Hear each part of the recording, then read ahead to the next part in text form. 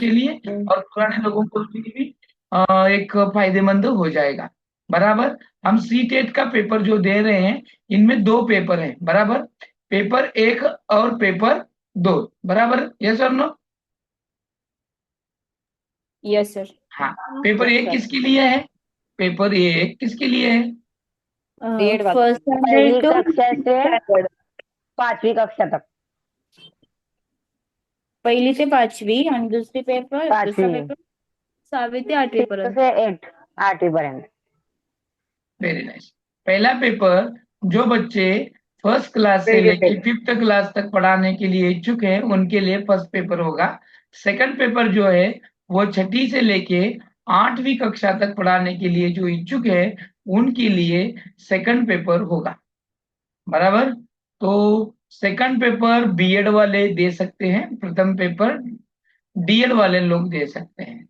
Both paper दोनों भी दे सकते हैं। डीएड के साथ अगर बीए हुआ है तो पेपर 1 एंड 2 दे सकते हैं, और पेपर बीएड जिनका हुआ है वो लोग भी दोनों बोथ पेपर यहाँ पर दे सकते हैं, बोथ पेपर दे सकते हैं। पहला पेपर 1 से 5 के लिए, दूसरा पेपर 6 से 8 के लिए है। अभी पहले पेपर जो है, पहला कॉमन बातें बताता हूँ, दोनों में की कॉमन बातें और उसका फोकस। कॉमन बातों में क्या है? एक तो ये पेपर 150 अंकों का है, यानी 150 मार्काचा। बराबर। 150 मार्क का पेपर है। साथ ही साथ इसके लिए 150 मिनट आपके पास है। टाइम क्या है इसका? 150 मिनट, यानी 2.5 घंटे। यानी 2.5 घंटे, 2.5 घंटे यानी 2 तास 30 मिनिट। 2 तास 30 मिनिट वेळ। एकूण प्रश्न 150। एकूण प्रश्न किती आहे? 150 आहे। 150. हाँ, टोटल क्वेश्चन होंगे 150, टोटल मार्क है 150, और टोटल मार्किंग भी है 150। तो ये कुल मिला के कंबाइन है, दोनों का भी सेम सेम है।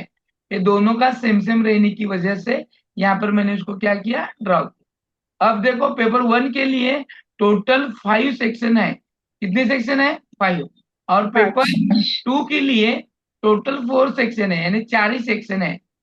पेपर 1 में आप कौन सी भी लैंग्वेज चयन कर सकते हो, जिसके लिए लैंग्वेज 1 और 2 कहा गया है। इसके लिए क्या कहा गया है? लैंग्वेज 1 एंड लैंग्वेज 2 कहा गया है। बराबर। फिर आता है आपका सीडीपी। क्या आता है? सीडीपी। सीडीपी सीडीपी का मतलब क्या है? बाल मानस शास्त्र। Very nice. सीडीपी का मतलब है बाल मानस शास्त्र। बालमानसशास्त्र। Very nice. सीडीपी। सीडीपी कितने मार्क का है? अलाइनमेंट 30। 30 मार्क का है। बराबर। लैंग्वेज 1 कितनी मार्क की है? 30। 30 30 मार्क। लैंग्वेज 2 कितने मार्क की है? 30 वेरी नाइस।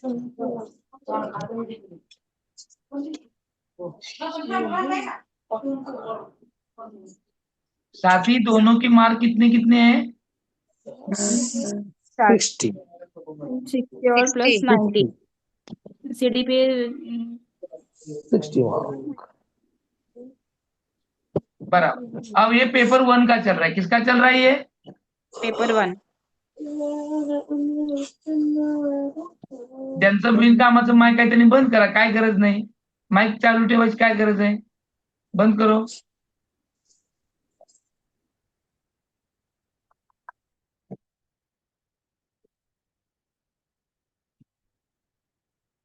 ये है पेपर 1 के लिए। पेपर 1 में लैंग्वेज 1 आप कौन सी ले सकते हैं?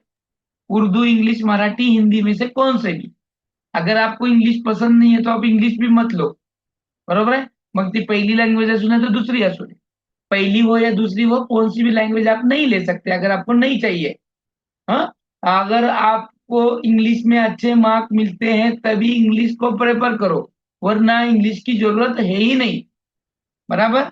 और साथ में और एक ऐसी बात है, ये पेपर 1 है। पेपर 1 में कुल मिला के 5 सेक्शन है।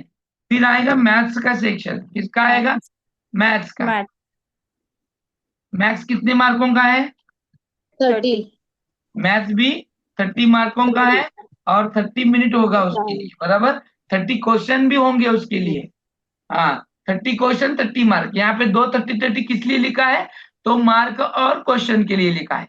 पहला 30 मार्क है, दूसरा 30 क्वेश्चन है, बराबर। यहाँ पर अगर आपको ऐसा लगता है तो मैं एम कर दूंगा और इसको कर दूंगा क्यू, बराबर। क्यू का मतलब क्या हो जाएगा? Question. Question. Very nice, you are brilliant. और एम का मतलब क्या हो जाएगा? मार्क्स। मार्क्स। मार्क्स हो जाएगा। वेरी नाइस, अब आप और ब्रिलियंट हो गए। ओके, द्यायचा आहे का घेऊन जायचं? एक मिनिट.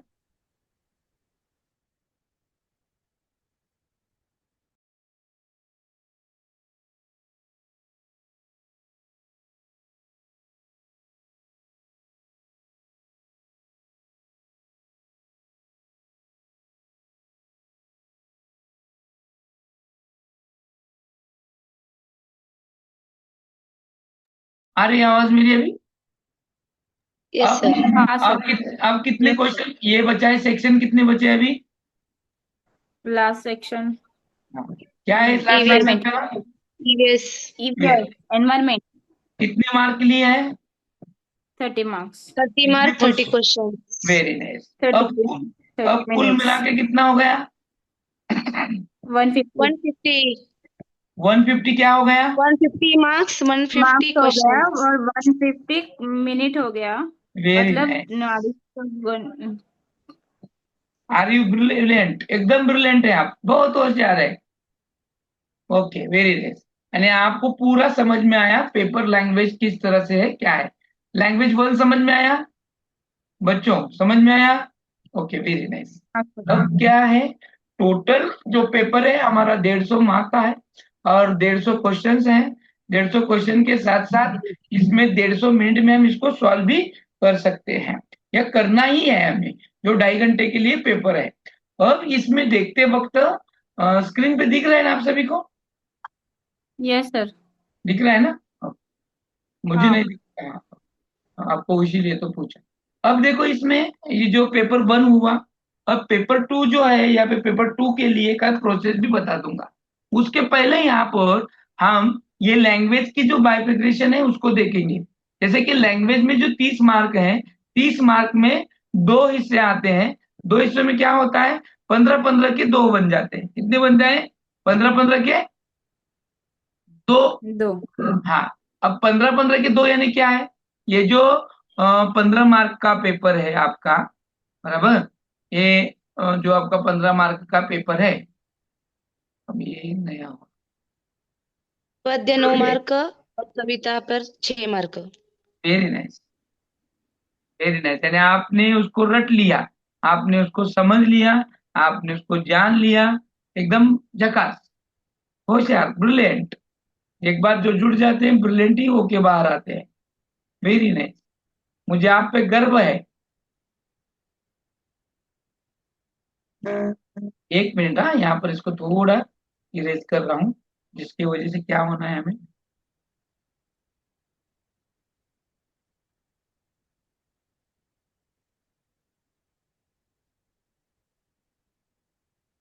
जो कचरा है उसको मैं इरेज कर रहा हूँ, और जो बाकी का अच्छा है उसको यहाँ पे रखने की कोशिश कर रहा हूँ.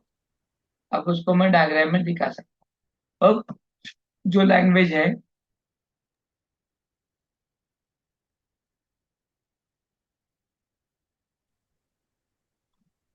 आता ही जी लँग्वेज आहे, या लँग्वेज मध्ये दोन भाग येतात. एक येतो 15 मार्काचा आणि दुसरा येतो तोही 15 मार्काचा. पहिले 15 मार्कामध्ये सुद्धा दोन भाग होतात. एक जसा की कवितेचा आणि तुमच्या पॅसेजचा. Passage paragraph. Paragraph. Passage passage मध्ये किती मार्क आहेत म्हणून सांगितलं मी? 9। 9 9। मार्क. आणि 9 मार्कामध्ये परत काय 5 मार्क त्याच पॅरेग्राफ वरती आहेत, आणि त्यातले 4 मार्क कशाचे आहेत म्हणून सांगितलं? ग्रामर। ग्रामर. ग्रामर। आणि ग्रामर कशाच्या लेवलचा आहे? एकदम इजी। एकदम इजी इझी लेवल। लेवलचा आहे.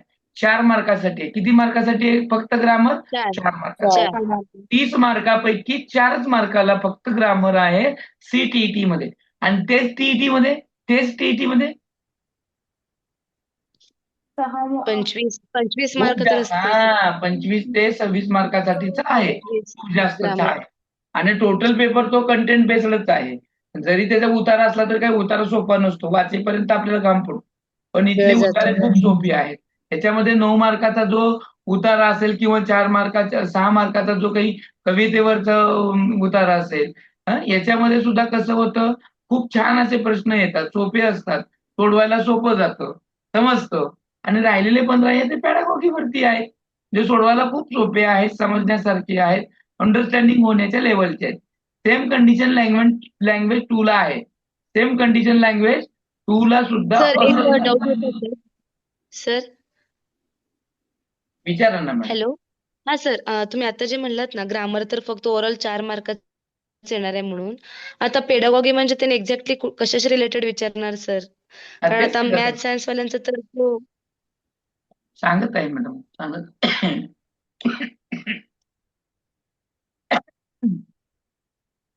जे पॅडागॉगी आहे ना त्याच्यातलं, हे काही ग्रामर नाही. पॅडागॉगी म्हणजे ग्रामर नसतो. अध्ययन आणि अध्यापनामध्ये आपण ज्या पद्धती वापरतो त्या पद्धतीचा विचार केला जातो. उदाहरणार्थ जर सांगायचं झालं तर ओव्हरऑल तुम्ही शिक्षक असताना कोणत्या अध्यापन पद्धतीचा कशाचा वापर करता ते विचारलं. त्याचबरोबर त्याचबरोबर त्याचा सुद्धा सिलेबस फिक्स आहे की कशावर फोकस केलं जातं आणि काय विचारलं जातं. सो यू डोंट पॅनिक किंवा तुम्ही एवढं टेन्शन घेऊ नका, की त्याच्या बाबतीमध्ये आम्ही शिकवतो. आणि त्याच्यावर येणारे जे प्रश्न आहेत पूर्णपणे ते प्रश्न आपण सीडीपी मध्येच कव्हर करतो. 15 मार्काचा जे आहे ना ते सीडीपी मध्ये कव्हर करतो, प्लस ते कव्हर होतात सुद्धा. म्हणजे एक्स्ट्रा एनर्जी घालवायची गरजच नाहीये. Matter close. समजलं आता? अर्चना डोले, कळलं का आता? हा येस सर, येस येस. प्रश्न तुमचाच होता ना तो? Yes sir, yes sir. प्रश्न डाऊट तुमचाच क्लिअर. होता की सर आता मॅथमॅटिक्स जर म्हणलं की नाही तुम्ही, आता तुम्हाला आता लँग्वेज संपत आहे तरी पण मी तिथे मॅथमॅटिक्स कडे जातो. मॅथमॅटिक्सचे जे 15 मार्क पॅडॉलॉजीचे आहेत ना, हे आपल्या सीडीपी मधलेच आहेत. सीडीपी एकदा का तुम्हाला समजली, ऑटोमेटिकली तुम्ही तिथले क्वेश्चन सोडवू शकता. फिर उसके ओके. बावजूद भी अगर जो कुछ आता है तो उसको भी हम कवर कर लेते हैं, ऐसी कोई बड़ी बात नहीं है. बराबर? ओके. आता पहा इकडे, आता आपल्याला यातला जे तिसरा भाग येतो तो म्हणजे आहे याचा कशाचा, सीडीपीचा. तो भाग आहे सीडीपीचा. आणि सीडीपी मध्ये सुद्धा 3 भाग होतात त्याचे अभ्यासाच्या दृष्टिकोनानं. किती भाग होतात? 3. 3. एक येतो 15 मार्काचा, दुसरा येतो किती मार्काचा सांगितले पहा मी. किती मार्काचा? काय व्हायला याला? प्लीज ना. दुसरा येतो किती मार्काचं सेक्शन आणि मग किती येईल? 15.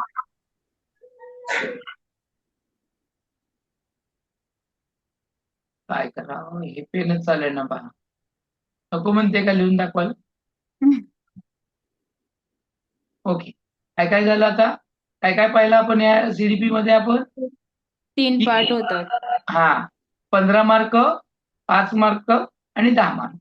15 मार्कासाठी टॉपिक आहे जे आपण शिकत आहोत, असे 20 एक 22 टॉपिक आहेत. 5 मार्कासाठीच जे आहे त्याच्यामध्ये पूर्णपणे जे काही सर्वसमावेशक शिक्षण आहे त्याच्या संदर्भात आहे, त्याला आपण इन्क्लुझिव्ह एज्युकेशन म्हणतो. उसके बारे में पूरी जानकारी है. आता मी मुद्दाम मराठीमध्ये सांगण्याचा प्रयत्न करत आहे आज. तसं तर मी डेली मराठी जास्त बोलत नहीं. आज मैं क्यों बोल रहा हूँ कि बहुत सारे लोग जो नए जुड़े हैं उनको भी ये समझ में आए कि मैं क्या बता रहा हूँ, इसीलिए. आणि राहिलेले 10 मार्क आहेत ते त्याच्या अध्ययन शास्त्रावरती आहे, पॅडागॉगीवरती. सो हा अशा पद्धतीचं बनतो सीडीपी. त्याला म्हणतो आपण सीडीपी या सगळ्याला. अशी याची पूर्णपणे विभागणी होते. मॅथ्सचे जे आहे त्याच्यामध्ये सुद्धा मॅथ्स जे आहे त्याच्यामध्ये सुद्धा परत 2 भाग येतात 15-15 मार्काचे. 15 मार्काचा कंटेंट येतो, राहिलेल्या 15 मार्काचा काय येतो? पॅडागॉगी येते. पॅडागॉगी ही पूर्णपणे सीडीपी वरती अवलंबून आहे. ईव्हीएस मध्ये परत येतो तो तुमचा 15 मार्काचा कंटेंट आणि 15 मार्काचा तुमचा पॅडागॉगी. आता तो परत येतो तुमच्या सीडीपी वर. आता ईव्हीएसचे 15 मार्काचा जो कंटेंट आहे, असा काय खूप मोठा अवघड आहे आणि त्याचं मला येणार नाही असं काही नाहीये. तर त्याच्या पण वरती 5-6च टॉपिक आहेत. त्याच्यामध्ये मित्र असेल, त्याचं राहणं असेल, आपलं ॲटमॉस्फिअर असेल, वातावरण असेल आपलं. आपले वातावरणाबरोबर आवास म्हणून सांगितलंय. आवास म्हणजे काय आहे, की आपली घरं, कुठली घरं कशाची असतात, कोणाची घरं कशाची असतात, काचे घर, पाण्याची घर.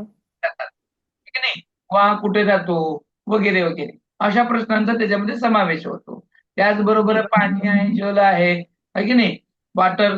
त्याच्याचबरोबर त्याच्यामध्ये येणारे जे काही महत्वाचे भोजन आहे, खानपान आहे, यांचा समावेश याच्यामध्ये केलेला आहे, ज्याचं उत्तर आपण सहज सोडवू शकतो. आणि आपण ते कव्हर पण करणार आहे, असं काय नाही की बाबा रे नाही आज काही नाही. तर त्याच्यानंतर ना त्याच्यानंतर असे टोटल झाले किती मार्क? टोटल किती मार्क झाले? 150 मार्क झाले. 150 क्वेश्चन झाले. 150 मिनिटात सोडवायचं आहे. मैथमेटिक्स तो उससे आधी और इझी आहे. संख्या प्रणाली असतील, त्याला आपण काय म्हणतो, संख्या प्रणाली इंग्लिशमध्ये काय म्हणतात? नंबर सिस्टीम म्हणतात का? Number work. नंबर सिस्टीमच म्हणतात ना? नंबर काय येस, म्हणतात?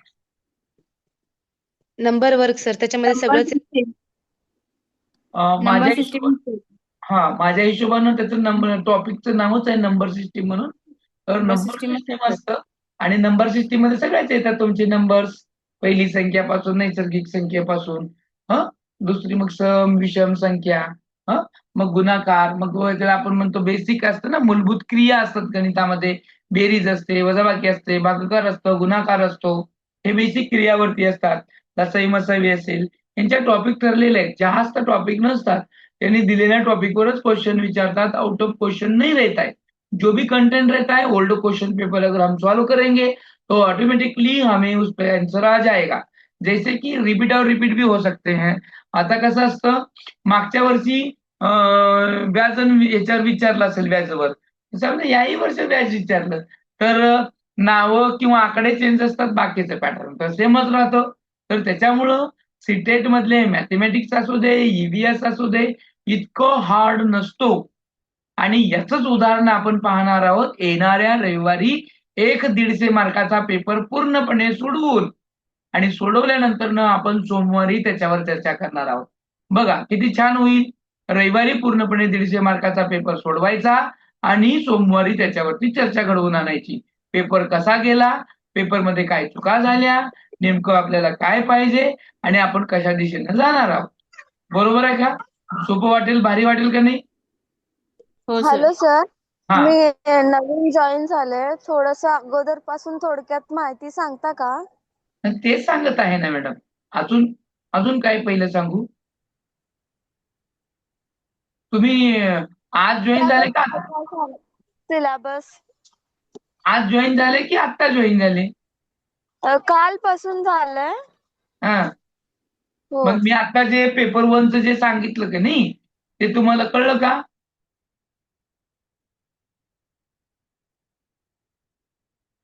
अनम्यूट करून बोला. हा कळालं सर.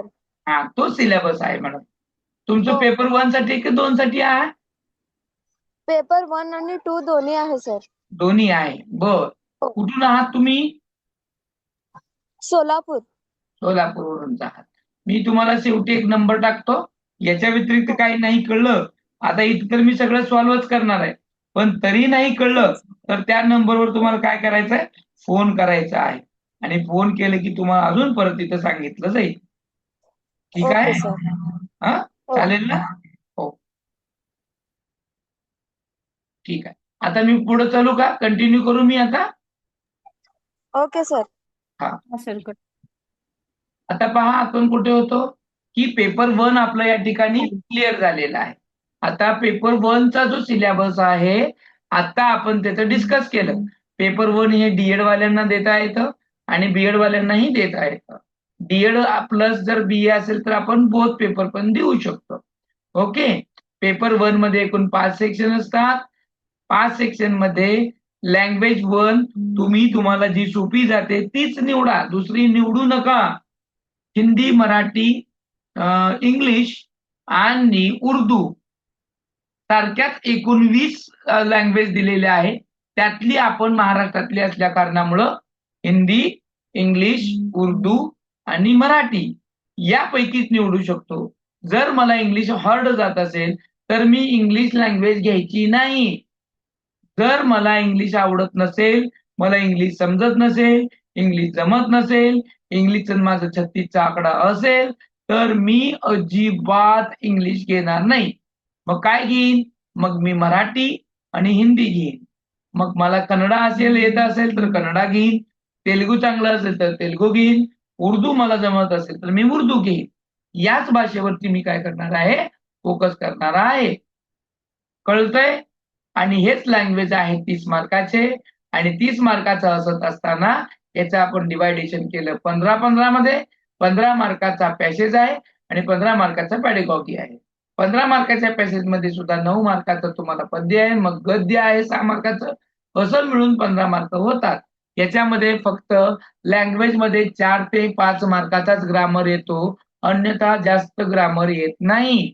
याचं उदाहरण म्हणजे तुम्हाला येत्या रविवारी जी 150 मार्काचा पेपर सोडवायला मिळणार आहे त्याच्यावरून कळेल. 150 मार्काचा पेपर त्यांनाच मिळेल ज्यांची पूर्ण फी पेड झालेली आहे रविवारपर्यंत. ओके, त्याच्यानं तो पूर्ण पेपर सोडवायला मिळेल. आणि त्याचबरोबर आपण शनिवार रविवार पासून सुद्धा टॉपिक वाईज टेस्ट सोडणार आहोत, पॅसेज सोडणार आहोत. त्यामुळेच राहिलेल्या लोकांनी जे फी भरली नाही त्यांनी लवकर फी भरून घ्या आणि ज्या लोक आता नवीन आलेले आहेत त्यांनी आपलं ऍडमिशन करून या सगळ्या सुविधा मिळवून घ्या. कारण आपल्याला रोज किमान 4 ते 5 पॅसेज सोडवायचे आहेत. त्याची एकदा का सराव झाला, त्याची एकदा का चाचणी झाली, तर आपल्याला सगळ्या गोष्टी सोयीच्या जाणार आहेत, एवढं लक्षात घ्या. म्हणून तो तुम्ही सोडवताना, तो तुम्ही फोकस करताना तुम्हाला खूप गरजेचं आहे. त्याच्यासाठी आपल्याकडे प्लॅनिंग असणं गरजेचं आहे. पेपर नुसतं सोडवायचा नाही, नुसतं क्लास जॉईन करायचा नाहीये. तर त्याच्यासाठी आपल्याकडे प्रॉपर प्लॅनिंग असणं गरजेचं आहे, ज्याला आपण नियोजन म्हणतो. आणि नियोजन कसं करायचं हे मी पहिल्या दिवशी सांगितलेलं आहे. तरी सुद्धा मी इथे सांगत आहे की तुम्ही टाइम टेबल बनवा. आता परमनंट क्लासमध्ये जे पेड क्लासमध्ये झालेले आहेत त्यांनी आजच्या आज तो टाइम टेबल बनवायचा आणि ग्रुपला टाकायचा. नाहीतर मी तुम्हाला उद्या तिकडे हजेरी घेईन पहा. हजेरी घेणं माहित म्हणजे काय माहित आहे ना तुम्हाला? हजेरी घेणं कशाला म्हणतात? म्हणतो ना आपण हजेरी घेतो. माझा आवाज येते का सगळ्यांपर्यंत? प्रेझेंट आहे का? रेग्युलर असेल. हात पाळणे. हा, काय करणे? Punishment sir. हा, पनिशमेंट असते. पण आपण पनिशमेंट द्यायची नाही म्हणून गव्हर्नमेंटने ही सांगितलंय ना, आपण पण घ्यायची नसते. पण आपली पनिशमेंट ही वेगळी आहे, लक्षात घ्या. रागवणे सर. मी रागवत नाही, कारण तुम्ही मोठे आहात आणि शहाण्याला शब्दाचा मार असतो. मग मी नेमकी कशा पद्धतीची तुम्हाला शिक्षा दिली पाहिजे सांगा पाहू. तर तुम्ही तुमचा नियम करायचे. आता सांगा, आता तुम्हाला कसल्या पद्धतीचं मी हँडल केलं पाहिजे? हा, जास्त अभ्यास दिला पाहिजे सर. जास्त व्हेरी पेपर. नाईस. अजून अजून अजून कोणाला काय वेगळं वाटतं का पहा.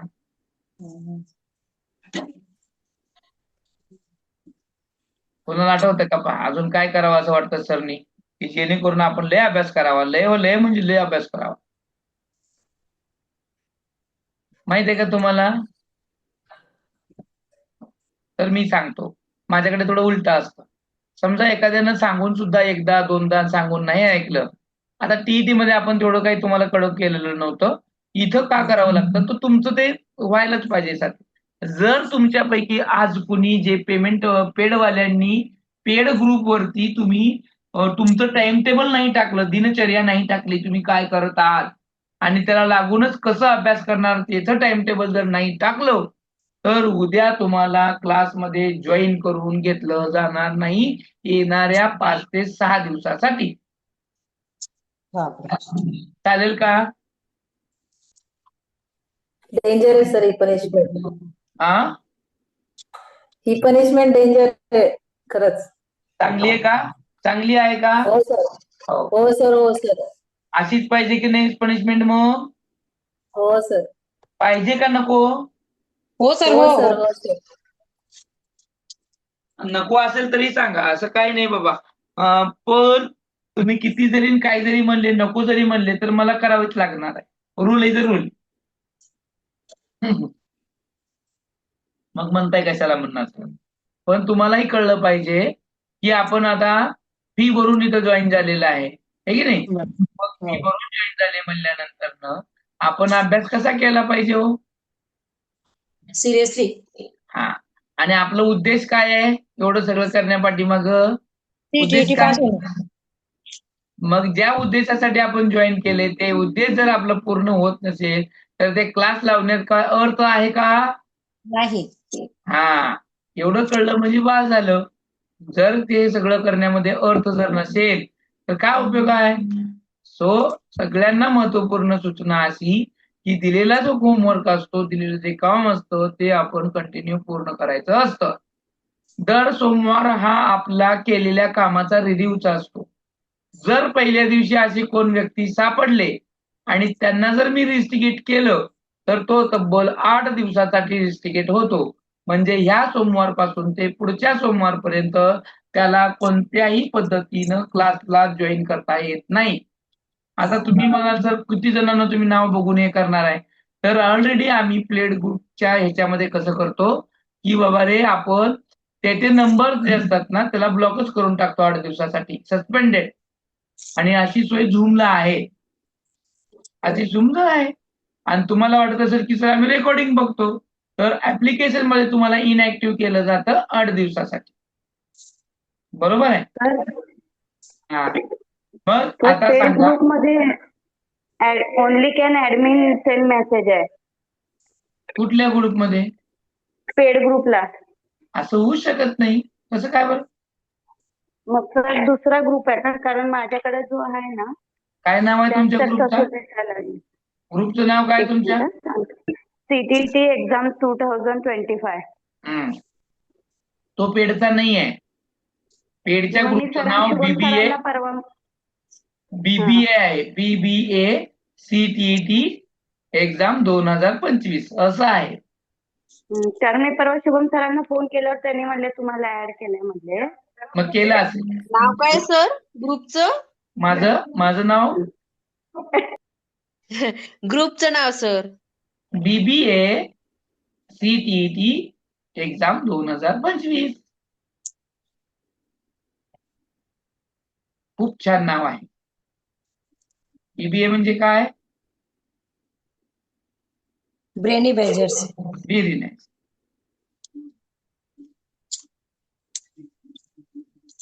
मला टाईप व्हायला तुम्ही म्हणता एकाच काय टाईप करायचं म्हणून मी लिहित नव्हतो. ओके ओके राहू दे बाबा. ठीक आहे. शुभम सरांना सांगावं लागेल का सर मग. येस, ज्याने राहिलेलं आहे त्यांनी सांगत कळवा होऊन जाईल. आलं लक्षात घ्या. आता पुढचा मुद्दा घेऊयात आपण. आता पुढच्या मुद्द्याकडे जाऊयात. आपण काय होतं पहिल्या मुद्द्याकडे. कुठं होतं पहिल्या मुद्द्यामध्ये. राजकीय अनुशासन व्यवस्था. हा, मग आता ते कळलं ना तुम्हाला. ते पहिला मुद्दा कळला की आपण असं करू शकतो. त्याच्यामुळे आपण काय केलं पाहिजे. अभ्यास कसा केला पाहिजे. कसा केला पाहिजे आपण अभ्यास. काळजीपूर्वक केला पाहिजे की नाही केला पाहिजे. आपण सिरियस घेऊन करणार आहात की नाही करणार आहात. हो हो. ओके, करावंच लागेल. सिरियसली तुम्हाला करावं लागेल. आणि जितकं तुम्ही सिरियस होऊन करणार असाल तर तेव्हा तुम्हाला त्याचं बेनिफिट मिळणार आहे हेही लक्षात घ्या. आता आपण आज उद्या अजून पण फ्रीमध्ये चालणार आहे. त्याच्यानंतर पेड आल्यानंतर तुम्हाला कळेल की अजून कशा पद्धतीनं तुमच्यामध्ये इम्प्रुव्हमेंट होणार आहे. आता मी सर कोणते पुस्तक रेफर करायचे सर. अग्रवाल. पुस्तकं रेफर करायला मी अगोदर सांगितलं होतं तरी पण अजून एकदा सांगतो. नाही सर, अरिहंत पहिल्या दिवशी प्रकाशनाने. नव्हते हा, पहिल्या दिवशी नव्हते सर मी. बर, आता कधी आले तुम्ही. मी काल जॉईन केलं. बर, ठीक आहे. असं चांगली गोष्ट आहे. अरिहंत पब्लिकेशन आणि तुमचं दुसरं पब्लिकेशन आहे अग्रवाल. या दोन्ही कोणत्याही पब्लिकेशनचं घ्या. जर बोथ पेपर तुम्ही भरला असेल तर त्यातलं फक्त पेपर 1 ला वेगळं प्रकाशन घ्या, पेपर 2 ला वेगळं प्रकाशन घ्या. म्हणजे दोन्हीचं पण तुम्हाला बेनिफिट मिळून जाईल. ठीक आहे. अरिहंत. हो, अरिहंत. बर, पूर्ण ठोकळाच आहे का त्याचा. हो, ठोकळा पण आहे आणि सुट्टे सुट्टे पण आहेत. बरं, मग विषयानुसार आहे का सगळे. हो हो. सर अच्छा. अरिहंत आणि कोणता? अरिहंत आणि Agarwal Prakash. Okay okay thank you. हो. पेपर 1-2 दीपक. दोन्हीसाठी सर हे? हो, दोन्हीसाठी आहे. आणि सर क्वेश्चन पेपर सेट जर कधी रेफर केला तर? क्वेश्चन पेपर सेट पण अवेलेबल आहे. अरिहंतचाही अवेलेबल आहे, अग्रवालचं सुद्धा अवेलेबल आहे. बरं. दुकानात जाऊन घेण्यापेक्षा तुम्ही ऑनलाईन मागवा, लवकर 2-3 दिवसात येतं आणि थोडं दुकानातले घेतल्यापेक्षा पण स्वस्तात होतं. आणि ज्यांना जवळ दुकान अवेलेबल आहे, आजच्या आजच पाहिजे असेल तर ते घेऊ शकता. सोलापूरमध्ये कुंटूर आहे, सरस्वती आहे, भरपूर अशी दुकानं आहेत, तिथे जाऊन घेऊ शकता तुम्ही. बरं. शिंदे मॅडम, कुठून आहात तुम्ही? सर मी जळगाव जिल्हा. जळगाव मधून आहात. जळगावमध्ये हो. तुम्ही ऑनलाईन मागून घ्या. बर. हा. आणि जो क्लास जास्त जॉईन करतो त्याला जास्त पुस्तकाचा गरज पडत नाही आपल्याला, कारण सगळी पुस्तकं आपल्याकडे ऑलरेडी त्याच्यामध्ये येतात आपल्याकडे, काही बरोबर. अडचण नाही. हो. मग सध्या जर कधी घेतलं तर ठोकळाच घेते सर मग अभ्यास करण्यासाठी. हो, ठोकळ्यामध्ये किती पान आहेत? म्हणजे तुम्ही याच्या अगोदर कधी पेपर दिलाय का? नाही सर, सीटीईटीचा तर मी म्हणजे हा पहिल्यांदा देते, माझा पहिला अटेम्प्ट आहे. अटेम्प्ट पहिला आहे का? बरं. मग याचा प्रयोग म्हणून देत आहात का, बघायचं म्हणून? बघायचं म्हणून नाही, खरं तर पास होण्यासाठी त्या दृष्टिकोनातून मी क्लास पण जॉईन केलेला आहे की आता आता करायचंच आहे बॉस सिरियसली असं म्हणून. बर बर बर. तुम्ही जॉईन केले का, क्लास जॉईन केलाय? हो, मी 1000 रुपये भरले होते ना. म्हणजे पेड मध्ये आलेले आहात तुम्ही. ठीक आहे. हा. हम्म. चालेल चालेल. म्हणजे तुम्हाला आता आम्ही ट्रीटमेंट करू शकतो, काय अडचण नाही म्हणायचं. हो हो. सर मग मला तेवढं सांगून द्या सर, समजा मी जर कधी उद्या बाजारात गेली घ्यायला तर मग म्हणजे ठोकळा प्रॉपर घेऊच घेता नका येईल. मग तुम्ही ठोकळा घेऊच नका. मग काय घेऊ मग? तुम्ही ठोकळा अजिबातच घेऊ नका. मग सुट्टे सुट्टे म्हणजे घ्यायचे. ओरियंत प्रकाशनाचे सुट्टे सुट्टे घ्यायचे. चालेल चालेल. मग सुट्टी म्हणजे पेपर काय? दोन. लँग्वेज हा. 1 ची वेगळी, लँग्वेज 2 ची वेगळी, हा. सीडीपी ची वेगळी, मॅथ्सची वेगळी आणि ई ची वेगळी, अशी वेगवेगळी पुस्तकं घ्यायची. जाऊ दे 1000 रुपये एक्स्ट्राचे, काही होणार नाही. एक एक ठोकळा चालेल ना किंवा सर. एक एक पुस्तक येतं 200-250 रुपयामध्ये येतं. काही पुस्तक हो. 180 ते 150 पर्यंतचीच आहेत. आणि त्याच्यामुळे काय होतं, डीप नॉलेज येतं. बरं. हो हो. तर काही अडचण जे नाही. तुम्ही सांगितलं, हॅलो सर, अरिहंत अग्रवाल याचे वेगवेगळे पण येतात का? हो, यांचे कसं तसं टॉपिक म्हणजे काय म्हणतो, लँग्वेज वाईज पण येतात. यांची ठोकळा पण येतो, पण शक्यतो ठोकळा घ्यायचाच नाही. ठोकळा शॉर्ट मध्ये असतो, ओके. कारण पानं जास्त होतात ना, म्हणून ते कमी देतात. आणि जो स्पेशली बनतो तो जरा डीप मध्ये असतो, माहिती असते, बरोबर. प्रश्न अच्छा अच्छा भरपूर असतात, अच्छा. सराव चांगला हो होतो, सर, नाही अंडरस्टँडिंग हा होते. बरोबर. नाही ते अवेलेबल आहे का नाही ते विचारायचं असतं होतं. असतं अवेलेबल असतं. जर दुकानात नाही मिळालं ना तरी काही हरकत नाही, ऑनलाईनला मागवून घ्यायचं, 2 ते 3 दिवसात येतं. नाही सर, मला तर वाटतं आपली क्लास केले तर याची तर गरजच पडणार नाही मला. नाही पडणार, काही शंकाच नाही सर, बोलायचंच काम हो नाही. हो सब हो कुछ है अपने पास, सभी पब्लिकेशन की. सर होत असेल तर फक्त सोशल स्टडीजचं घेऊ का मग आधी? कारण आपल्याला सीडीपी वगैरे ह्या बाकीच्या इंग्लिश लँग्वेज, मराठी वगैरे ते होऊन जाईल, पण मग सोशल स्टडीजचा जरा प्रॉब्लेम येईल म्हणून मग ते फक्त आधी सोशल स्टडीजचं मग या सोशल तेवढा अभ्यास करायचा त्याचा. हा. हो. म्हणजे चालेल काय चालेल. करा, त्याच फक्त घ्या, 200-250 रुपये पर्यंत बसतं आणि करून टाकायचं. चालेल ओके. सर. हो हो. हो. ठीक आहे. तुमच्या दोघांच्या शंका मिटल्या, पटेल सर आणि शिंदे मॅडम. हो सर. हो हो. आता मी पुढे सरकू. हो सर. हो सर हो या. सर, धन्यवाद. हो हो. कारण शंका तुमच्या पण महत्वाच्या आहेत. जर तुम्हाला शंका तशाच राहिल्या तर वांद होऊन बसेल. नाही सर, थँक्यू. गोली मॅडम, कुठे होता आपण? सर शैशवावस्था रास के अनुसार। जब बताओ मेरे को, हमने अब तक क्या क्या देखा? सर कल हम देखे थे विकास के अभिलक्षण, शैशवावस्था 0 से 2 तक उसका बच्चों का जल्दी डेवलप होता है, बहुत तेजी से होता है डेवलप उनका। 2 और बजे उसका बोले आपने, 2 बजे तक होता है? सॉरी सॉरी सॉरी 0 से 2 क्या मतलब उम्र तक। नहीं, उम्र वर्ष विचारेगा, तक वर्ष उम्र वर्ष उम्र ईयर। वर्ष वर्ष वर्ष वर्ष तक बहुत जल्दी से डेवलप होता है। और उसके बाद 14 कुछ तो पॉइंट्स देखे हैं। विकास बहुआयामी होता है, विकास बहुत लचीला होता है और जेबी वॉटसन ने कुछ तो अपने क्या बोला था, कैप्शन भी बोला था जेबी वॉटसन ने, क्या क्या देखे थे। और विकास की अवस्था है, और 7 अवस्था है, गर्भावस्था, शैशवावस्था, बाल्यावस्था, किशोरावस्था, युवावस्था, प्रौढ़ावस्था और वृद्धावस्था। और रास के अनुसार रास की अवस्था चार देखे हैं: शैशवावस्था, बाल्यावस्था, किशोरावस्था, वयस्कावस्था। हाँ, तो अब कलाम यहाँ तक थे ना, अब इसके आगे जाना है। हाँ सर। ओके, किसी को डाउट कुछ है? नहीं। तो नहीं। अब मुझे बताओ, ये रॉस के अनुसार है, लेकिन मैंने कॉमन अवस्थाओं और उनकी उम्र बताई थी, हाँ, बराबर? शैशवावस्था अब मैं से क्वेश्चन पूछूंगा, आप आंसर देना है। मैं क्वेश्चन पूछता हूँ, आप आंसर दो। जैसे कि ओके। शेषावस्था का अवधि क्या है? 0 से 2 तक। हाँ, वेरी नाइस। बाल्यावस्था की कितनी हाँ, अवस्थाएं हैं सर, बाल्यावस्था में? बाल्यावस्था में 3 भाग पड़ते हैं: पूर्वावस्था, मध्यावस्था, उत्तरावस्था। पूर्वावस्था में 3 से 6, मध्यावस्था 6 से 9, उत्तर से 9 9 से 12। टन टन टन टन टन 12 12 चलती है क्या? 9 से 12। सब मेरे बच्चे अभी परमानेंट ब्रिलियंट हो गए।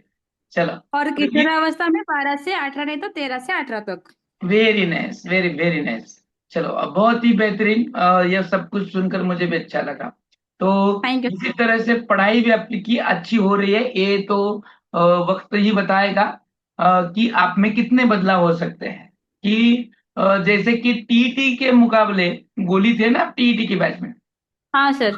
उसके मुकाबले ये कैसे लग रहा है अभी? सर, टीईटी मतलब पूरा फर्स्ट आइटम थी मेरी। मैं अभी, मेरा ग्रेजुएशन बीए हिंदी में ही हो गया, इसलिए मेरे को इजी जा रहा है अभी। अभी इजी जा रहा है? अभी इजी जा रहा है। Very nice. अब अभी इसमें भी, उसके साथ साथ इसमें भी क्वालिफाई होंगे, कोई दिक्कत नहीं है, उसमें तो होंगे ही होंगे, उसके साथ इसमें भी होंगे। ओके, अब समझ में आया हमें। और रॉस ने जो बताई जो अवस्था है उसका अवधि है, तो शैशवावस्था का जन्म से लेके 5 वर्ष तक है, बाल्यावस्था 6 से 12 है, किशोर अवस्था 13 से 18 है, और वयस्क अवस्था 18 से मृत्यु तक है। तो यहाँ तक हमने कल देखा था। अब हम आगे जाएंगे, जो मानव विकास की अवस्थाओं की प्रमुख विशेषता क्या है, अभी देखने वाले हैं। जैसे कि मानव का जो विकास होता है उसकी भी अवस्थाएं या और प्रमुख विशेषताएं दिखाई हैं, कि मानव विकास की विभिन्न अवस्थाओं से होकर गुजरता है, विभिन्न अवस्थाओं से गुजरता है। जैसे अभी हमने देखा, विकास के प्रत्येक अवस्था विकासात्मक मनोविज्ञान के अध्ययन का महत्वपूर्ण विषय है। और मनोवैज्ञानिकों ने बहुत ऐसा स्टडी करके इनमें से जो मनुष्य की अवस्था है उनका यहाँ पर क्या किया है, चयन किया है, उन अवस्थाओं को डिवाइडेशन करके उनकी उम्र के हिसाब से कौन सा बच्चा कौन सी अवस्थाओं में, कौन से आयाम में, कौन कौन सी हरकतें करता है, इनके बारे में डिटेल से उन्होंने बताया है। साथ ही हरेक मनोवैज्ञानिकों ने इन बच्चों की वाढ़ और विकास के साथ साथ विकास की अवस्थाओं पर भी स्टडी कर कर उनकी उपपत्ति निकाला, जिसको हम थ्योरी बोलते हैं। थ्योरी भी रखी है। इन थ्योरियों में बहुत सारे लोगों ने संज्ञानात्मक की थ्योरी रखा है, हाँ, सांस्कृतिक विकास की रखा है, और कौन कौन सी कैसी कैसी है वो भी हम आगे देखने वाले हैं। साथ में बच्चे का विकास किस तरह से होता है वो महत्वपूर्ण है। बच्चा जन्म लेता है, जन्म लेने के साथ कौन कौन सी हरकतें करता है, विकास कैसे चलते रहता है, विकास के हमने बहुत सारे अभिलक्षण कल देखे हैं। इन सब बातों को मद्देनजर रखते हुए इन सब का विचार हमारे मनोवैज्ञानिकों ने किया है, और इनके लिए उन्होंने 5 से 10-15 हजार बालकों पर उन्होंने प्रयोग करके इन सिद्धांतों को, इन विशेषताओं को आपके सामने रखा है। तो ये जो अवस्था है, इन अवस्थाओं में से सबसे पहली अवस्था, यानी मैं जो अभी बता रहा हूं, जो ये अभी रॉस को छोड़ दो, अब आगे जाएंगे हम। जाते वक्त थोड़ा डायग्राम से बताता हूं विकास की प्रमुख 2 अवस्थाएं, जो मैंने कल भी बताई थी, बराबर? कि विकास की 2 प्रमुख अवस्थाएं होते वक्त, एक है जन्म पूर्व अवस्था, बराबर, जन्म पूर्व अवस्था, और दूसरी है जन्मोत्तर अवस्था या फिर जन्म के उत्पाद की अवस्था, बरोबर, बराबर। हाँ सर। जिसको हम कहेंगे जन्मोत्तर अवस्था, अवस्था। बराबर। ये महत्वपूर्ण है। अब मुझे बताओ आप, जन्म पूर्व अवस्था का जो अवधि होता है, जन्म पूर्व अवस्था का जो अवधि होता है, यानी बच्चा माँ के पेट में कितने दिन रहता है? 9, सॉरी, ये ना 9 महीने। वेरी नाइस आंसर, बट मुझे सुनाई नहीं दिया। 9 आप महीने।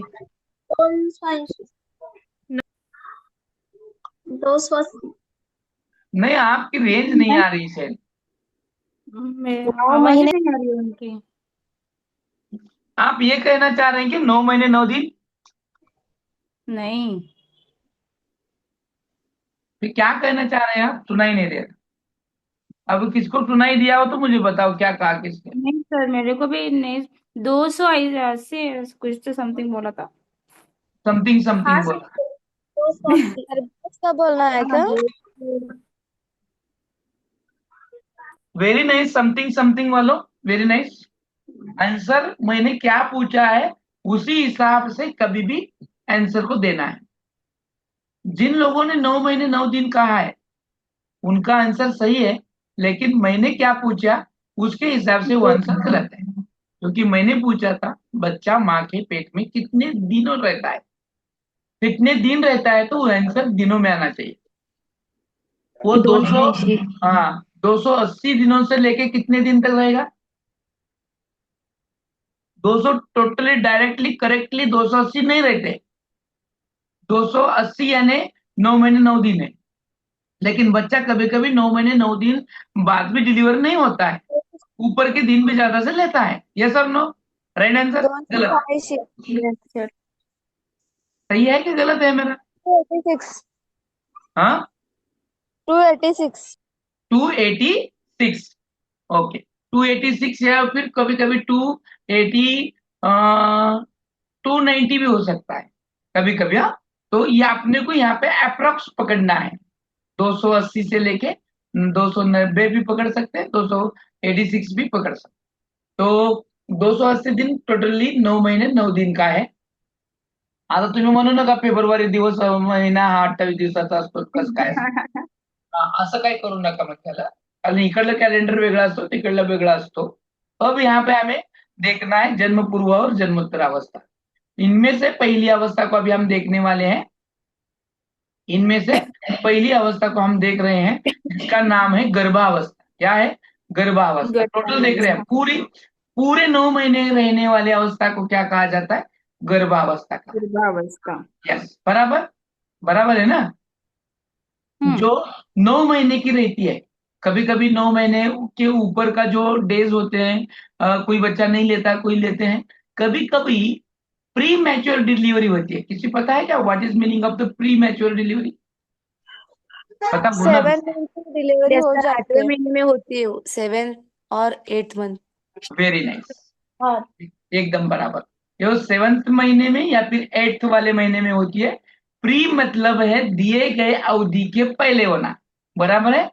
फिर प्री वाला जो होता है, जब जैसे कि दिए गए अवधि के पहले जब बच्चा पैदा हो जाता है तो क्या क्या मुसीबतों का सामना झेलना पड़ता है? बताओ, मैंने आपसे पूछ रहा हूँ। सर बच्चे के जो बॉडी ऑर्गन्स है वो डेवलप हुए होते हैं, लेकिन वो बच्चे के एक एक बार बचने के चांसेस बहुत कम होते हैं वेरी नाइस। 8th महीने में या प्रीमेच्योर जो बेबी होता है। हाँ, और उसकी फिर हम मेंटेलिटी डेवलप नहीं हो रही थी। तो फिर हम उसकी सिक्योरिटी के लिए क्या क्या करते हैं, क्या करते हैं? सर कांच में रखते हैं। वो ग्लास में हाँ, रखते हैं सर। अभी मुझे वही बताना है, वही बताने के लिए तुम्हें बोल। कांच में रखते हैं मतलब क्या? ऑक्सीजन। वेंटिलेशन। नहीं, एटमॉस्फेयर देते हैं, जिस तरह से वो माँ के गर्भ में रहता है। तकलीफ होती है उसको, इसलिए काश में रहते हैं। अब क्या होता है कांच में रखने का मतलब? माँ के गर्भ में जो कुछ उसको एटमॉस्फेयर मिलता है उसी एटमॉस्फेयर का फीलिंग उसको देना, इसीलिए कांच में रखा जाता है। बराबर है क्या? हाँ। अब देखो, ये गर्भावस्था का जो अवधि है ये महीनों में दिए पूछा जाएगा तो महीनों में बता सकते हैं आप, 9 महीने ऊपर 9 दिन बराबर। अगर दिनों में पूछा जाएगा तो 280 दिन है। अब मुझे बताओ वीक में पूछा जाएगा यानी अठौड़े, कितने अठौड़ों का होता है, तो कितने 40 अठौड़े हो जाएगा? करीबन 40 40 से लेके 40 वीक्स। 40 वीक्स 40 मिनिमम हो सकता है, मैक्सिमम 36। 46 नहीं 36 होगा, 44 नहीं 44 सर। 44 या 45 बराबर, 45 तक हो सकता है यानी अठौड़े में 40 से 45 अठौड़े तक हो सकता है। 40 अठौड़े इज करेक्ट आंसर फॉर 9 महीने 9 दिन के लिए। लेकिन ऊपर के अगर दिन लेते हैं तो उसको हो जाता है कितना, तो 40 के ऊपर जाएगा 45 अठौड़े तक बराबर, 40 अठौड़े से। तो ये जो अवधि है जैसे कि गर्भधारणा होती है, गर्भधारणे से लेके बच्चा जब पैदा होता है या जन्म लेता है उसके अवधि तक पूरे कालावधि को ही गर्भावस्था कहा जाता है। गर्भावस्था में बच्चे का जो विकास रहता है या फिर विकास की गति जो रहती है वो बहुत ही ज्यादा रहती है। उसकी जो ग्रोथ रहती है, डेवलपमेंट रहता है, उसका जो वेग रहता है वो बहुत ही ज्यादा रहता है। उसको हम तीव्र वेग बोलते हैं, गति एकदम ज्यादा। तो जो शरीर के जो अंग होते हैं ना, तो अंग के साथ साथ जो भी कुछ ऑर्गन्स होते हैं उनको वो आकार लेने लगते हैं बराबर है। और गर्भधारणा जब होती है, गर्भावस्था जब रहता है, तो उस वक्त माँ का जो खान पान, रहन सहन और जिस एटमॉस्फेयर में रहती है उन सबका असर उस वक्त उस बच्चे पर भी हो सकता है। और अध्ययन हम करने वाले हैं इस गर्भधारणा का, तो इस गर्भधारणा को हमने 3 विभागों में विभाजित किया है। अब ये 3 विभाग कौन कौन से ये हम देखने वाले हैं। अब इनके बारे में इधर जाने से पहले अगर आपको कोई ये पता है तो मुझे बता दें। किसको पता है क्या कि इन डिंबावस्था, पिंडावस्था, भ्रूणावस्था। Very nice. अब मुझे ये बताओ कि तुम खुद वर्णन करके बताओ कि कौन सी अवस्था में क्या क्या बच्चे पर, बच्चे का बोलना है खाली बच्चे का, तो कौन कौन से ऑर्गन कब आते हैं, क्या होता है, किस तरह से बताओ। चलो वो तो आगे हम देखने ही वाले हैं क्योंकि अभी आपको तो पता ही होता है। चलो बताओ। डिंबावस्था में अंडे का आकार समान होता है। हम्म, पिंडावस्था में आकृति धारण करते हैं। हाँ पिंडावस्था में अंगों को निर्मित का विकास। ओके ठीक है। चलो राजमानी नाम है आपका।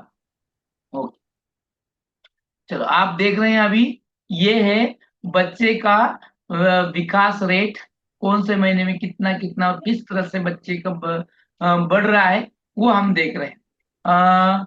और ये देखते हुए इसको हमने 3 हिस्सों में बांटा है और 3 हिस्सों में बांटते वक्त इनको कौन सी अवस्था में क्या क्या कहा जाता है और क्या क्या होता है ये अभी हमें देखना है। अब पहली अवस्था है इसमें की डिंबावस्था। कौन सी अवस्था? डिंबावस्था। यह अवस्था गर्भधारणा से 2 सप्ताह तक रहती है। कितने सप्ताह तक? 2 सप्ताह तक। और बहुत सारे को बच्चों को, लड़कियों को, माताओं को पता भी नहीं चलता कि गर्भधारण हुआ है कि नहीं हुआ है। तो उस वक्त ये एक गर्भधारणा हुई होती है और जब शुरू में होता है वो डिंबावस्था रहती है और यही डिंबावस्था को ही 2 सप्ताह तक चलने वाला होती है।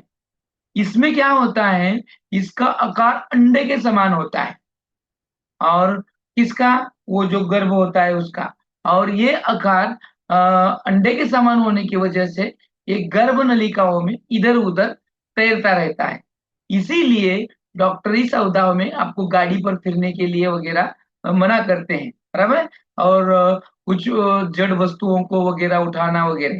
तो माँ का जो गर्भाशय है तो वहां तक ये जला जाता है और गर्भनाल के द्वारा माँ के रुधिर प्रवाह से डिंब अपना आकार प्राप्त कर लेता है और ये क्रिस्टल टाइप का रहता है। और ये बहुत ही इसकी जो ऊपर की परत होती है वो बहुत ही नाजुक होती है और इसको बहुत बहुत जोर से धक्का लगना की वजह से भी ये फट या फूट सकता है। तो यहाँ पर हमें इसका क्या बोलते हैं, बहुत ही ध्यान लेना बहुत ही जरूरी होता है क्रिस्टल टाइप का रहने की वजह से। तो अगली अवस्था है पिंडावस्था। और ये जो पिंडावस्था है, ये पिंडावस्था का जो अवधि है ये तीसरे सप्ताह से 2 महीने के अंत तक चलते रहता है।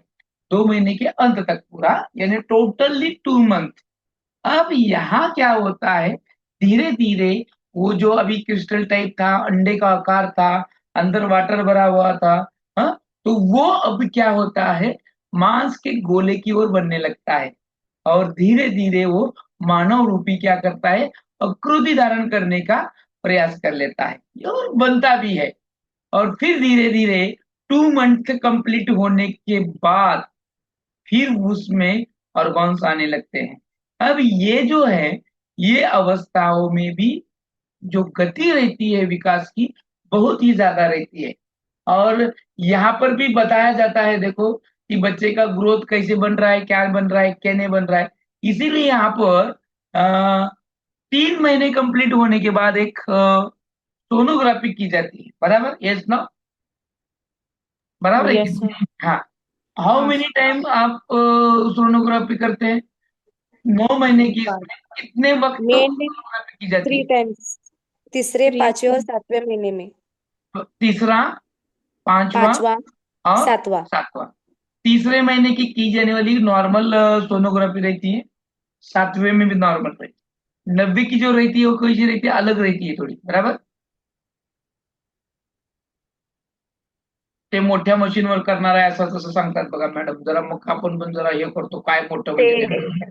5व्या महिन्याची पण मोठ्या 5 ह्याच्यावर असते सर. हाँ, तो 3D उसमें क्या सोनोग्राफी। होता है, कलर वगैरह, आवाज, सेंसर्स, धड़कने, दिल की धड़कने, बच्चे का ग्रोथ जो चल रहा है, ऑर्गन सही तरीके से चल रही है कि नहीं चल रही है, बताया जाता है। और 7वें महीने में जो भी किया जाता है, तो कभी कभी डॉक्टर ये भी बोलते हैं की गर्भाशयातले पाण्याचं प्रमाण वाढलेलं आहे, असं झालंय तसं झालंय। वो सब कुछ जो होता है इस सोनोग्राफी करने के बाद पता चलता है, और ये धीरे धीरे आने लगता है। जो पिंडावस्था है अभी हम जो देख रहे हैं, जो तीसरे हफ्ते से चल रहा है तो दूसरे महीने तक, तो यहाँ पर वो थोड़ा जो क्रिस्टल था वो थोड़ा मांस में आने लगता है। उनमें का जो परत होती है वो अभी क्या होने लगती है, मजबूत होने लगती है। और कितने दिनों के बाद या कितने महीनों के बाद अबॉर्शन करना नहीं चाहिए, और कितने महीने के अंदर अबॉर्शन करना आसान होता है? 5वें महीने से के पहिले अंदर sir, 3 month, no, 1 to 3 month. 5वें महीने के नहीं, 5वां महीना इधर रॉन्ग आंसर। वो बहुत ही रिस्की रहता है, रिस्की रहता है। और तो तीसरा महीना है, डॉक्टर सजेस्ट करते हैं 3 महीने तक। 3 महीने 3 के महिने तक. पूर्व, हाँ, 3 महीने के पूर्व आप उसका अबॉर्शन कर सकते हैं। क्यों करना है अबॉर्शन?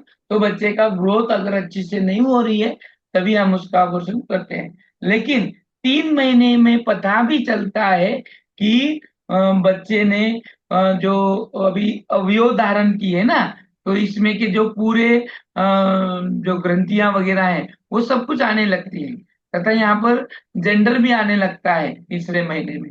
तो इसीलिए ये जो तीसरा महीना है, तीसरे महीने में देखो जो कुछ गर्भ है, गर्भ में क्या क्या बदला हुआ है देखो अभी। अब यहाँ पर बच्चे की हार्ट बीट चालू होती है, बराबर, हार्ट बीट चालू होती है। साथ ही साथ उसके जो भी कुछ आकार हैं, अवयव हैं, जितने भी ऑर्गन्स हैं, वो आकार लेने लगते हैं। और तीसरे महीने में ही बालक के सर पे बाल भी आने लगते हैं। हाँ, अभी बाल आने की वजह से एक इफेक्ट भी दिखकर आता है, देखो बच्चे के बाल आने में माताओं को ज्यादातर मळमळ करणे, जळजळ करणे आणि वॉमिटिंग होणे, अशा गोष्टी दिसून येतात, बरोबर आहे की नाही? मग डॉक्टर सांगतात ते की तसं व्हायला लागले की तसं होत असतं म्हणून। तो ये उसी कारण होता है। और वही है, ये साइकोलॉजी भी वही दिखाती है कि बच्चे का ग्रोथ होने से क्या होता है और ग्रोथ किस तरह से होने लगता है। तो ऑर्गन्स डेवलपमेंट शुरू होते हैं तीसरे महीने तक, और इसी तरह से पिंडावस्था यहाँ पर खत्म होता है। तो दूसरा और सेवट है भ्रूणावस्था। ये 3 महीने के बाद से शुरू होता है तो 9 महीने तक चलते रहता है। इस अवस्था में किसी नवीन अंग का विकास नहीं होता, बल्कि जो अंग है उनके ही अंग को डेवलप होता है। बोले तो अब तक ये 3 महीने में पूरे ऑर्गन्स आ चुके होते हैं, पूरे ऑर्गन्स क्या होते हैं, आ चुके होते हैं। तो एक बार क्वेश्चन आया था, देखो 2018 में क्वेश्चन आया था, क्या था कि बच्चे की, बालक की लिंग धारणा कौन से महीने में होती है, क्यों पहचान सकते हैं हम, लड़का है या लड़की है, कौन से महीने में होता है थर्ड मंथ, थर्ड यार? Third yes. मंथ। तो आपको ये याद रखना है, इसीलिए मैं थोड़ा डिटेल में ले रहा हूँ। कभी कभी ऐसा होता है कि सर कितने डिटेल में सिखा रहे हैं, क्यों पढ़ा रहे हैं, ऐसे भी लगता है, पर एज हम सब क्या है, मैच्योर है, और ये इस पर क्वेश्चन आते हैं, इसीलिए मैं इसको पढ़ा रहा हूँ। ओके। तो ये जो भ्रूणावस्था है, लास्ट वाली स्टेज है भ्रूणावस्था, जो तीसरे महीने से लेकर 90 महीने तक चलती रहती है। यहाँ पे नया ऑर्गन्स कुछ भी जन्म नहीं लेता है, ऑलरेडी पहले सब आए होते हैं, और आने के बाद उसका ही विकास होने लगता है। जैसे कि दिल की धड़कन आती है, फेफड़ा आता है, जिगरा आता है, सब कुछ आता है, लेकिन उसका विकास होना बहुत जरूरी होता है, तो फिर वो करने लगता है। बराबर। तो पिंडावस्था में निर्मित अंगों का विकास होता है।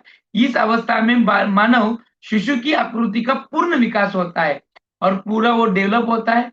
हाथ हो, पैर हो, हाथ की पैर की उंगलियां हो, इसी सब बारे में वो हलचल भी करने लगता है। साथ ही साथ यहाँ दो बातें नोटिस करने जैसी होती हैं कि जब बच्चा भ्रूणावस्था में आता है, भ्रूणावस्था में आता है, तो देखो हम माँ के पेट पर कान भी लगाएंगे तो बच्चे की धड़कनों का आवाज आने लगता है, यस और नो, आने लगता है। और ये तीसरे महीने से शुरू हो जाता है। तो बच्चे के जो ऑर्गन्स हैं, जो कुछ निर्मित होने वाले अवयव हैं, इनका जब तक पूरा डेवलपमेंट नहीं होता तब तक बच्चा डिलीवर नहीं होता। लेकिन किसी समस्याओं के कारण बच्चा प्री मैच्योर डिलीवरी हो सकता है, और कई बार ऐसे भी हो सकता है कि और बच्चा माँ के पेट में घूमता रहता है। बराबर। माँ के पेट में बच्चा घूमते रहता है, और इस घूमते वक्त जो बच्चे को खान पान, शी शू और खाना एक ही जरिए मिलता है, वो है माँ के पेट से आने वाली नलिकाओं से, जिसे हम नाल बोलते हैं। बराबर। और वो घूमते वक्त वो नाल से भी अटक सकता है वगैरह। कधी कधी तुमचं ते डॉक्टर सांगतं पहा की मुलगा त्या नाळेमध्ये असं अडकलेला आहे, अमुक झाले तमुक झाले, सांगतात डॉक्टर्स। तर ह्या गोष्टी घडून येत असतात। आपले गर्भाशयातल्या पिशवीतलं पाणी कमी जास्त होणं, या सगळ्या ज्या गोष्टी आहेत ह्या घडून येतात। त्याच्यासाठी आईनं आपलं खानपान, आपलं स्वास्थ्य खूप जपलं पाहिजे। अशा ह्या कालावधीमध्ये आई जेवढी मेंटली फ्री राहील तितकं सगळं असर त्या मुलावर होत असतं, आणि मुलाची काळजी घेणं सुद्धा एक चांगली गोष्ट आहे। ती चांगल्यापणाने जर आपण घडवून आणली, सब कुछ अच्छा हो सकता है। ये हुई जन्म पूर्व अवस्थाओं की महत्वपूर्ण बातें। अब हमें देखना है शैशव अवस्था, जिसका अवधि है 0 से 2 तक। बराबर। अब हमें वो देखते वक्त ये जो अवधि है ये महत्वपूर्ण है।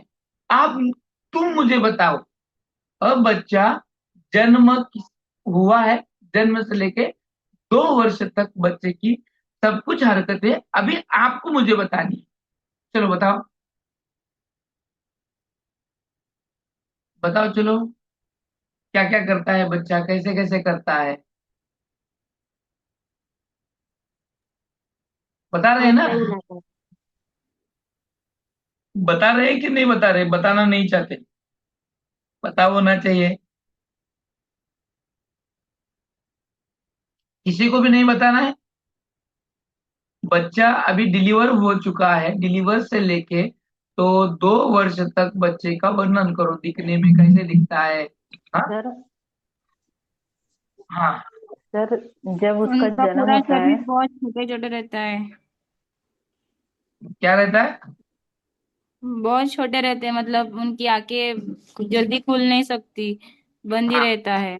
हाँ सर वो जो जब उसका जन्म होता है तब वो बस आईज ओपन करता है, इधर उधर देखता है, स्लोली स्लोली वो अलग अलग कलर को देखता है, फिर स्लोली उसके जो ऑर्गन्स है वो हाथ पैर जब हिलाता है तो वो मतलब स्ट्रांग बनते जाते उसके हाथ पैर स्लोली। फिर वो धीरे धीरे से रांगना मतलब वो जमीन पे ही ऐसे चलना स्टार्ट करता है। फिर उसे स्लोली वो खड़ा होने लगता है, बोलने की कोशिश करने लगता है, धीरे धीरे आवाज निकालता है पहले, फिर बोलने की कोशिश होती है, स्लोली डेवलप होते जाता है।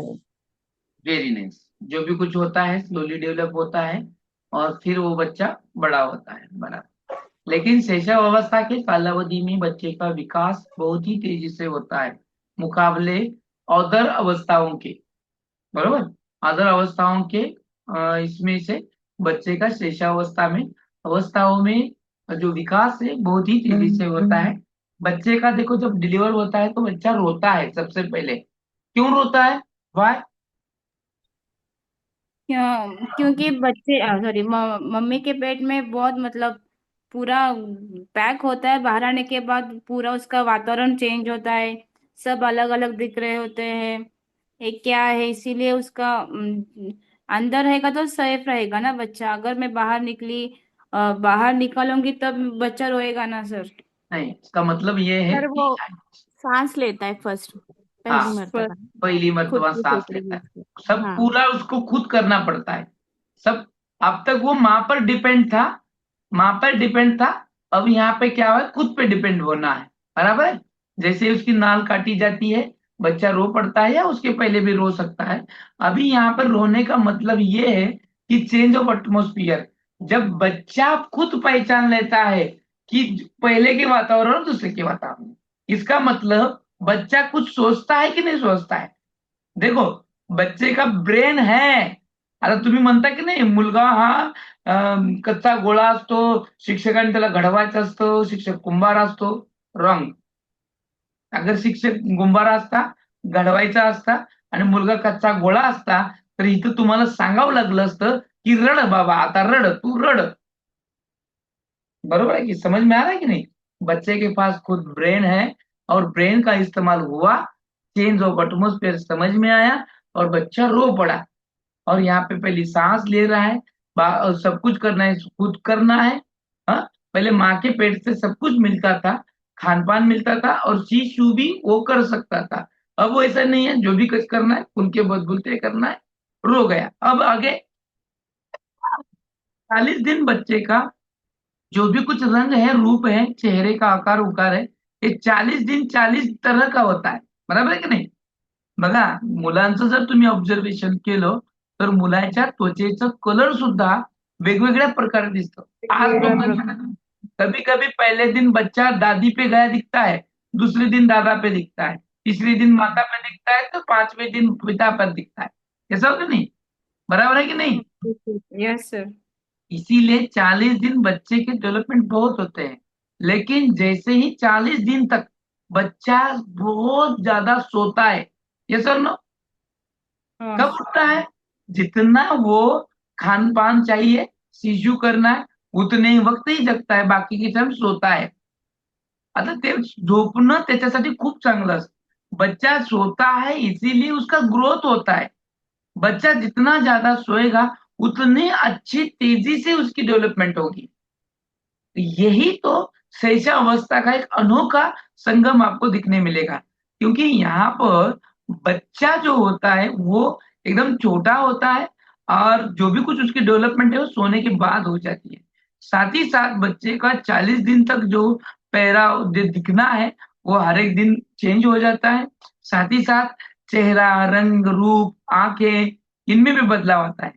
बच्चे का जो आंखें होती है ना, उसका डेवलपमेंट ज्यादा नहीं होता है, इसीलिए उसे ज्यादा रोशनी में नहीं लेके जाते हम। ये सर नो, बच्चे को तेज वाली रोशनी में लेके जाते हैं क्या?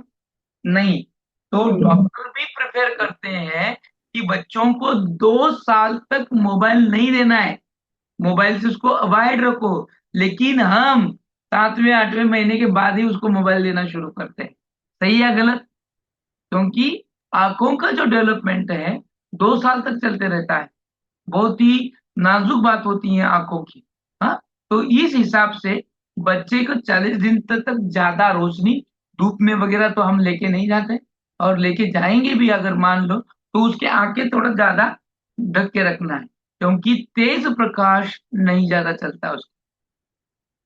साथ ही देखो अब पैर है, पैर की हलचल है, हाँ, तो पैर हर हाथ देखेंगे आप 40 दिन तक वो किस तरह से रहता है, ऊपर ऐसे हवाई में, ऐसा पूरा उसके पैर जमीन पे टिकते हैं क्या, टिकते हैं क्या? नहीं। हाँ, ऑब्जर्वेशन देखो ऐसे क्यों होता है, क्यों होता है ऐसा, कोई बता सकता है? क्योंकि वो सर उसके जो तलवे होते हैं, तलवे का जो उतना मसल्स स्ट्रांग नहीं होते हैं वो रहता। डेवलपमेंट नहीं हुए होते। बराबर, वो भी है, वो भी है, मैं क्या बोला, दोनों पैर ऊपर होते ना हवा में थोडे थोडे असे। आता आपण सरळ कसं झोपतो, सरळ झोपतो की नाही, आपण आपले हाँ दोन्ही पाय जमिनीला लेवल समांतरच असतात, पण या लहान मुलाचे दोन्ही पाय थोडे असे वर असतात की नाही, हवेतच असल्यासारखे, कसं झोपतंय ते? Yes yes. हाँ, हो सर। वो गर्भावस्था में उसी तरह से रहता है ना, फिर त्यांना धीरे त्यांना धीरे। ती सवय असते. हाँ गर्भावस्था मध्ये असताना त्यांना ती सवय असते म्हणून ते जन्मला हाँ, दिवस करेक्ट। तसे असतात. आणि त्याच्यामुळं काय होतं कि त्याची अवस्था तशीच राहते, फिर धीरे धीरे उसकी वो डेवलपमेंट होने लगती है। मसल्स, जिसको हम मोटार स्किल बोलते हैं, two type of motor skill, fine motor and दूसरा कौन सा बताया मैंने, ग्रॉस मोटर। आता ग्रॉस मोटर मध्ये मसल्स पूर्णपणे तैयार होत असतात। अभी ये जो मसल्स हैं, जब मसल्स में जान आने लगेगी, वो मजबूत होने लगेंगे, धीरे धीरे बच्चा हाथ पैर नीचे नीचे रखने लगेल। 40 दिवसानंतर ना मुलाचं त्याचं असणं आहे, तो कधीही अंगावरून त्या अंगावर होत नाही 40 दिवसाच्या अगोदर, बरोबर आहे का? इस अंग से उस अंग होने लगता है क्या, करवटे बदलता है नाही, एवढंच काय पालतं उलतं सुद्धा होत नाही ते। त्याच्यामुळं त्या सगळ्या ज्या अवधी आहेत, गोष्टी आहेत, ह्या सगळ्या मॅच्युरिटीच्या आहेत। जसजसं त्याचा विकास व्हायला लागतो, डेव्हलपमेंट व्हायला लागते, तसतसं मुलगा इतर हालचाली करायला लागतो। एखाद्या गोष्टीकडे पाहून हसणं आणि पाहणं एवढ्याच गोष्टी। त्याच्यानंतर 40 दिवसाच्या नंतर ना बालकामध्ये ओरडण्याचं प्रमाण चालू झालं होतं बघा, म्हणजे आपण त्याला किंचाळणं वगैरे म्हणतो आहे की नाही, मग ते करायला लागतं, मग आपण त्याला पाळण्यात वगैरे झोपवण्याचा प्रयत्न करतो। पाळण्यापेक्षा मुलाला सगळ्यात जास्त सिक्युअर का असतं माहितीये का, ते झोळी असते, माहितीये का, का बरं झोळी का बरं असते? आता आपण पाळणा आणि पैसा असते आणि झोळी ही त्यांना आपल्या आईच्या मम्मीच्या गर्भात असल्यासारखंच फिलिंग येतं त्यांना. यास, आईच्या म्हणून म्हणून तुझी झोळी खूप गोष्ट महत्वाची। वातावरण तसं मिळतं सर एकदम. यस, आणि मग तो बाळक छान झोपतो सुद्धा तसा, म्हणून झोळी खूप महत्वाची आहे। आपल्याला असं वाटतं की आपण पाळणा घेऊ शकतो, हे घेऊ शकतो, पण झोळीमध्ये त्याचा काय फायदा काय आहे त्याचा, की गर्भावस्थेचा जो फिलिंग आहे तिथे येतो आणि बालक एकदम खूप छान झोपतं। आता ह्या सगळ्या गोष्टीनंतर न आता आपण हळूहळू पुढे चाललेलो आहे। आता पुढे पुढे जात असताना मग तो एका इस अंग से उस अंग करवटे बदलने लगता है, आणि मग करवटे बदलने के बाद ही मग तो पालतं उलटं व्हायला लागतं, है की नाही? आणि मग तो सारखा सारखा एका अंगावर मग पालतं होण्याकडे प्रयत्न करतो, आणि मग पालतं झाल्यावर पालतं असताना सुद्धा तो हातपाय हलवतो, हाथ पैर को हिलाना लगता है, और हिलाते हिलाते चिल्लाता है, हंसता है, हाँ, और खुद की ओर सबको आकर्षित करने का प्रयास करता है बघा। आणि ह्याच्यामध्ये सगळ्यात महत्वाचं सामाजिकरण काय आहे बघा बालकाचं। शैशव अवस्था में सामाजिकरण सबसे पहले बच्चे की माँ से शुरुआत होती है, आणि शैशव अवस्थेच्या कालावधीमध्ये आई हेच त्याचं विश्व असतं, आई हेच त्याचं विश्व असतं, माँ ही सब कुछ उसका होती है। इसीलिए बच्चा माँ की ओर और माँ को ही ढूंढता है। जब तक माँ की आवाज नहीं आती, बच्चा अगर रोता भी है और माँ ने भीतर से या बाहर से आवाज दी, बेटा रुक मैं आ रही हूं, तो बच्चा चुप हो जाता है, क्योंकि उसका सोशलाइजेशन जो है वो माँ ही सीमित है, और माँ को जब देखता है तो वो सुकून पा लेता है। फिर वो बाप हो या दादा दादी, चाचा चाची, नाना नानी, कुछ भी हो, उतना फीलिंग बेटर नहीं करता जितना माँ को देखकर वो बच्चा करता है। इसीलिए क्वेश्चन भी यही है, और बच्चे की शुरुआत यानी सोशलाइजेशन की शुरुआत जो है वो माँ से होती है, और माँ अगर ऑप्शन में नहीं है तो कुटुंब हो जाता है, तो कुटुंब से ही हो जाती है। तो सोशलाइजेशन सबसे पहला कौन है? कुटुंब है, और कुटुंब में सबसे पहला सदस्य है माँ है।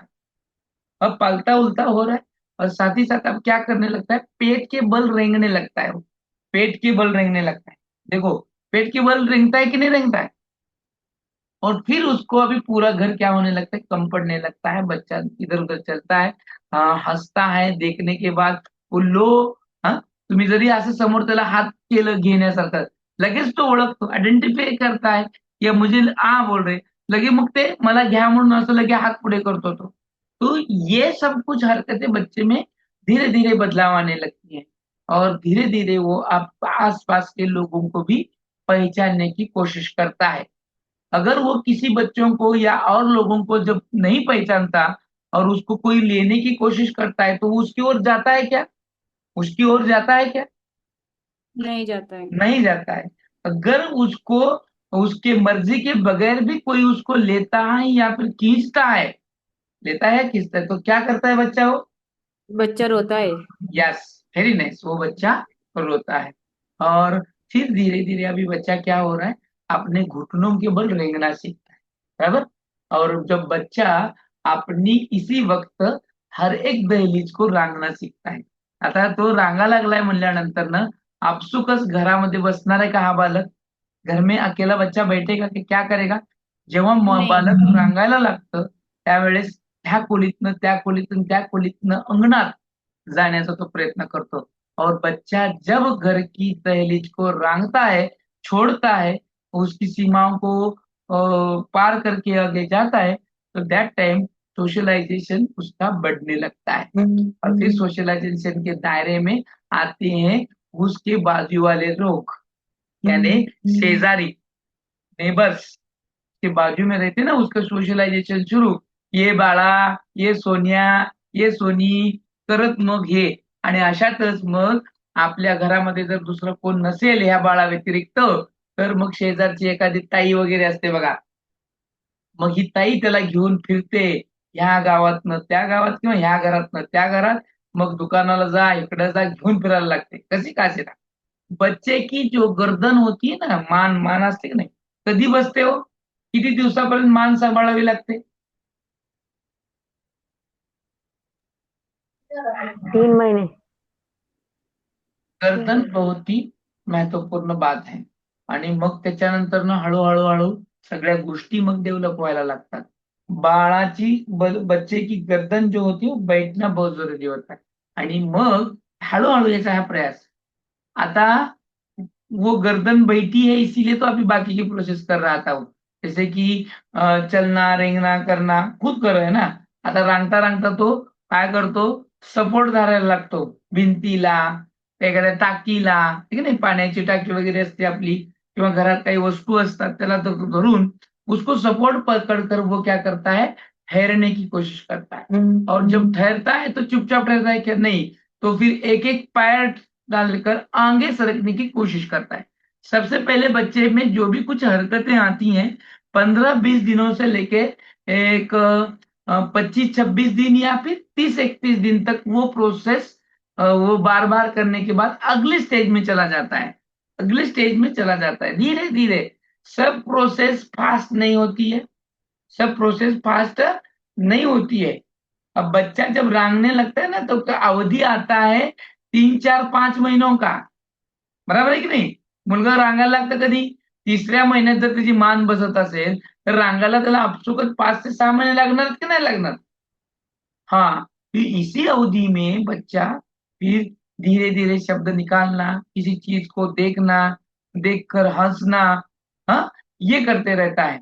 और कभी कभी बच्चा रो पड़ता है ज्यादा, और फिर पता भी नहीं चलता क्यों रो रहा है, क्या रो रहा है, ये क्या चाहिए क्या। तो जब बच्चा बता नहीं सकता, खुद होकर बता नहीं सकता, तो बच्चे में जो भी कुछ हो रहा है वो रोकर बताता है, वो रोकर बताता है। जैसे कि पेट में दर्द होना, शी शू होना, भूख लगना, हाँ, इसकी वजह से बच्चा रो पड़ता है। तो ये सब जो हरकतें हैं ये शैशव अवस्था की हैं। साथ में अब बच्चा सपोर्ट पर पकड़ कर चलने के बाद जब होता है ना, तो उसकी जो पैर होते हैं, पैरों के जो तलवे हैं, उसका उतना डेवलपमेंट नहीं हुआ होता है। देखो, छोटे छोटे बच्चों की जो पैर के तलवे है ना, एकदम गोलाकार असतात बघा, आणि मग ती गोलाकार असल्यामुळं, अशी तंबूदार असल्या कारणामुळं जमिनीवर सहजासहजी अशी टेकत नाही. मग ती मुलं असं अद्दर हवेत चालल्यासारखी करतात. आणि इसलिए जब उसके पैर का तलवे का विकास होता है ना, तो देखो हमारे पैरों का जो तलवों का जो कुछ आकार है, वो इन छोटे बच्चों का आकार रहता है क्या? नहीं रहता है. वो धीरे धीरे फिर आने लगता है ये आकार. वो तळव्याच्या मध्यभागी एक पोकळी निर्माण होणं, मग ते पोकळीमुळेच आपण व्यवस्थित चालतो ना. तो ये तो बातें धीरे धीरे आने लगती है. अगर बच्चा प्रतिभाशाली है तो सब हरकतें फास्ट करने लगेगा, उसका ग्रोथ भी फास्ट होता है. और ये बच्चा 7वें महीने के बाद धीरे धीरे बोलना भी सीख लेता है, अगर प्रतिभाशाली है. सर्वसामान्य बच्चा है तो 9 महीने के बाद ही बोलने सीख लेता है. अगर अपवादात्मक बालक है, विशेष बालक है, तो उसका बोलना 21 मंथ के बाद भी शुरू हो सकता है. तो ये सब कुछ बातें जो हैं शैशवावस्था की.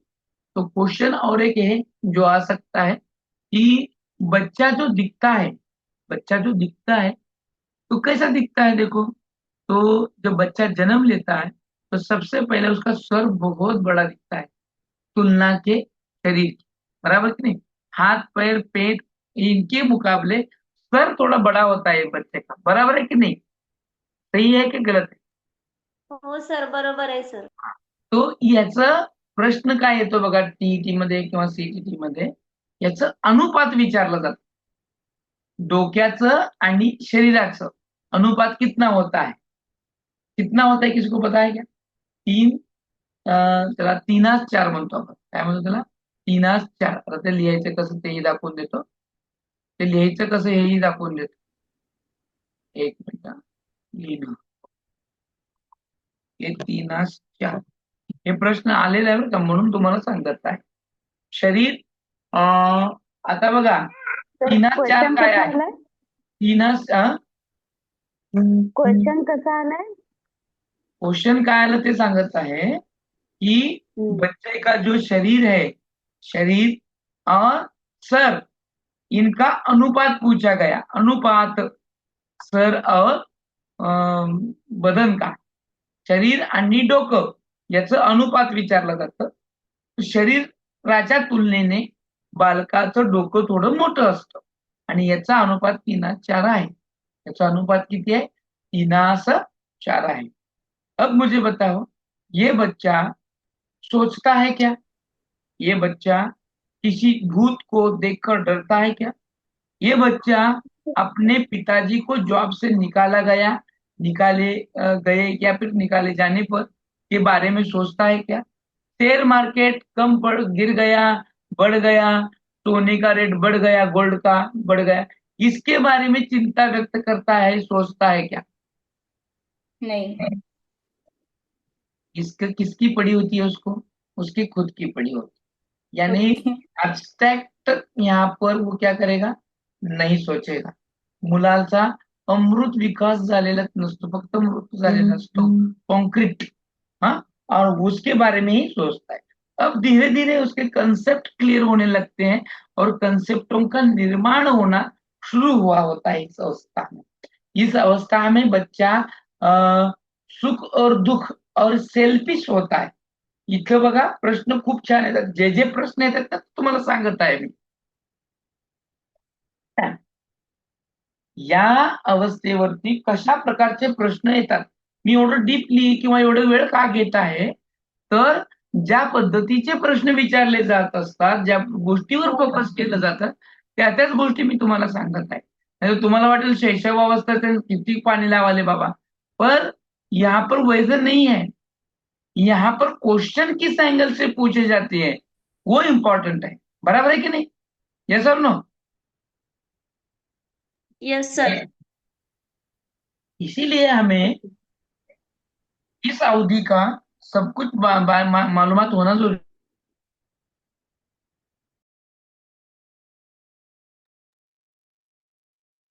सर आवाज येत नाही.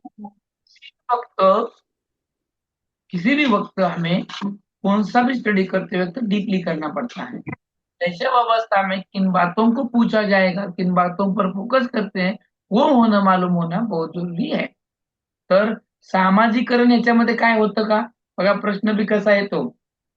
शैशव अवस्था में सामाजिकरण यानी बहुत ही तेजी से होता है. सही या गलत? सही या गलत? सही. सामाजिकरण होता है बच्चे का? गलत. हाँ, गलत. अभी मैंने क्या बताया था पता है क्या तुम्हें, कि बच्चा बहुत ही सेल्फिश रहता है, बताया था मैंने. सेल्फिश बच्चा रहेगा. यहाँ पर ये बच्चा सेल्फिश रहता है कि नहीं रहता है? खुद के बारे में सोचता है. वो तुम्हारे बारे में सोचता है क्या? नहीं. खुद को भूख लगने पर क्या तुमको वो शेयर करके देता है क्या? जो भी खा रहा है पी रहा है वो देता है कैसे? नहीं. ये सेल्फिश रहते हैं बच्चे. क्योंकि देखो ना अभी 10-12 महीने का भी बच्चा, हाँ, अभी क्या कर रहा है, पकड़ के चल रहा है या कुछ रांग रहा है, रेंग रहा है, हाँ, कुछ भी कर रहा है हरकतें, तो जो भी कुछ होती है उसके लिए होता है. माता की ओर अगर माता के पास अगर वो बच्चा बैठा है तो उसको आप लेने की कोशिश करो, वो आएगा क्या तुम्हारे पास? आएगा क्या? नहीं आएगा.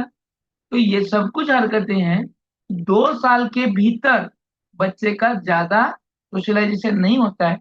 और सोशलाइजेशन इस बच्चे का सिर्फ कुटुंब से ही सीमित रहता है.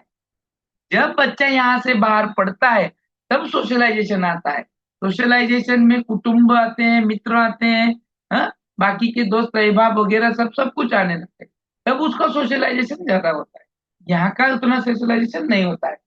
भावनाएं में व्यक्त करते वक्त खुशी ही है उसको, बाकी के क्या है, बाकी की कुछ भी जो कुछ भावनाएं संवेग हैं वो ज्यादातर नहीं होते. अपने को कोई किसी चीज का होना, किसी चीज को चाहिए तो वो सिर्फ क्या करता है, रोकर जताता है या फिर बताता है. और जब बोलने सीख लेता है तो सगळं कुछ सगळं माझंच आहे असं त्याला वाटतं. उसके पास अगर जो भी कुछ खिलौना दिया जाता है तो वो खिलौना मेरा ही है, दूसरों का भी मेरा ही है, ऐसे समझता है. बराबर है कि नहीं? फिर ऐसा बच्चा सेल्फिश रहता है कि क्या रहता है? दूसरों के भी खिलौने वो छीन के लेता है मेरे इस बोल के, अपना भी आपने कुछ बोलता है. ये सर नो. Yes sir. तो ये सबसे महत्वपूर्ण है. अब देखो इसको अभी जो हर्लक है, हर्लक ने इस शैशव अवस्था को जन्म से लेकर 2 सप्ताह तक चलता है कहा है. 2 सप्ताह के बाद बालपन आरंभ होता है और 2 वर्ष तक रहता है. 2 वर्ष के बाद प्रारंभिक बाल्यावस्था आती है और 6 वर्ष तक की आयु तक चलती रहती है. वैसे किसने कहा? हर्लॉक ने कहा. ये सेंटेंस हर्लॉक के लिए महत्वपूर्ण है. यानी ये किसने कहा कि बच्चे का जन्म से लेके 2 सप्ताह तक चलता है, किसने कहा? तो हर्लॉक ने कहा. तो उसके और लोग लिए, ने कहा हाँ, तो इसके लिए महत्वपूर्ण है. तो फिर फ्राइड क्या कहता है?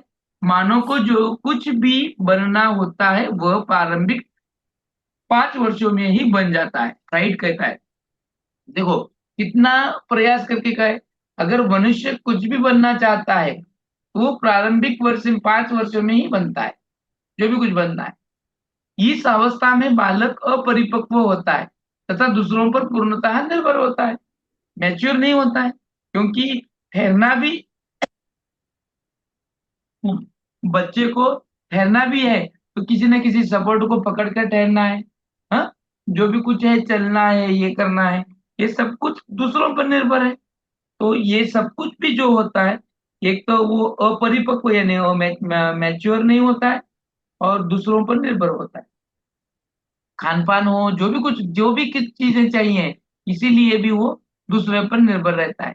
उसका व्यवहार पूरी तरह प्रवृत्ति से जुड़ा होता है जिसकी संतुष्टि वह तुरंत चाहता है. सुख की चाह उसका एकमात्र प्रेरक होता है. सब कुछ चाहता है तो सुख की वजह चाहता है. दुख उसे नहीं पसंद होता है. अगर दुख दिए तो रो पड़ता है.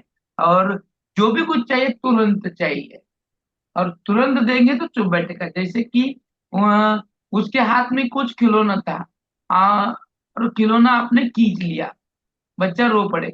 कब तक रोएगा? जब तक आप नहीं देंगे तब तक। और वो रोता क्यों है? पट आप जल्दी से दे, आणि आपण पण लगेच कसं रडायला लागलं की पटकन देतोय की घे बाबा बाबा बस घे, पण रडू नको, ठीक आहे नाही? ये और ये बातें जो हैं ये बच्चे की व्यवहार पर निर्भर करती हैं कि किस तरह से बच्चा होता है। अब ये शैशव अवस्था की हमने बहुत सारी विशेषताएं को भी देखा, साथ ही साथ उसकी शारीरिक अवस्थाओं को भी हम देखेंगे। शारीरिक अवस्था में क्या क्या बदलाव आता है, तो यहाँ पर जो बच्चे का विकास जो है, मानसिक क्रियाओं की तीव्रता भी होती है। अब शैशव अवस्था की प्रमुख विशेषता एवं शारीरिक विकास की तीव्रता, क्या जरूरी है शारीरिक विकास में और कौन कौन सी हिस्सों का? सबसे पहला क्या है? मानसिक क्रियाओं की तीव्रता। अब मानसिक क्रिया में वो विचार प्रक्रिया, सोचना, मनन करना, स्मरण करना, चिंतन करना, तर्क करना, अनुमान लगाना, ये सब बातें करता है क्या? करता है क्या? नहीं करता। नहीं। नहीं करता है, उसकी ब्रेन की डेव्हलपमेंट सुरू रहती है। मानसिक क्रियाओं म्हणजे मानसिक मध्ये सगळ्यात महत्वाचं असतं ब्रेन, और ब्रेन का पूरा विकास 5 वर्ष तक चलते रहता है ना, 90% से, बराबर। और उसके बाद बाकी का पूरा होता है। ये जो विकास की प्रक्रिया है, उसकी गति है, यहाँ पर बहुत ज्यादा होती है। बच्चे का ब्रेन डेवलपमेंट सबसे ज्यादा इसी अवस्थाओं में होता है। और सीखने की जो प्रक्रिया है बच्चे की, वो बहुत ही ज्यादा होती है, तेजी से बच्चा सीखने लगता है।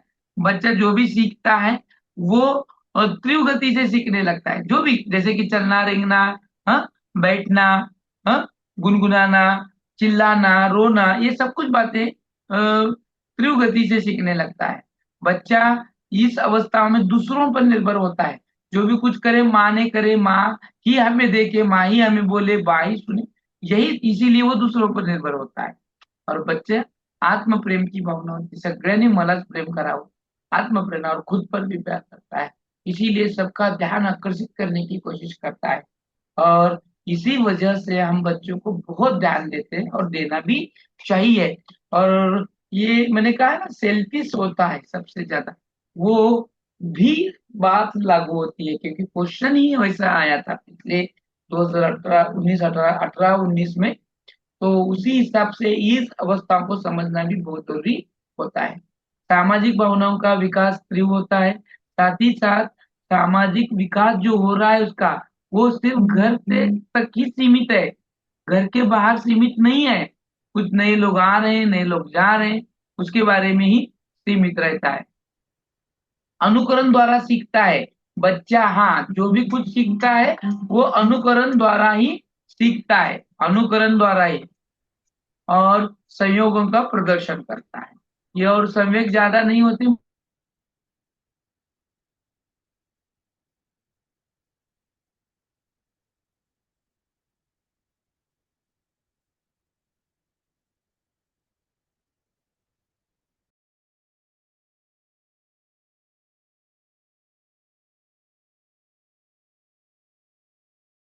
समझ में आया आपके? तो इस तरह से बच्चे का शैशव अवस्था का विकास होने लगता है।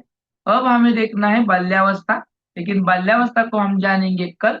आज तक ये ठीक है, जो बच्चे नए जुड़े हैं वो अपना एडमिशन जल्द से जल्द करा के लें, और आने वाले आपके सक्सेस में जुड़े रहें, और आप सबको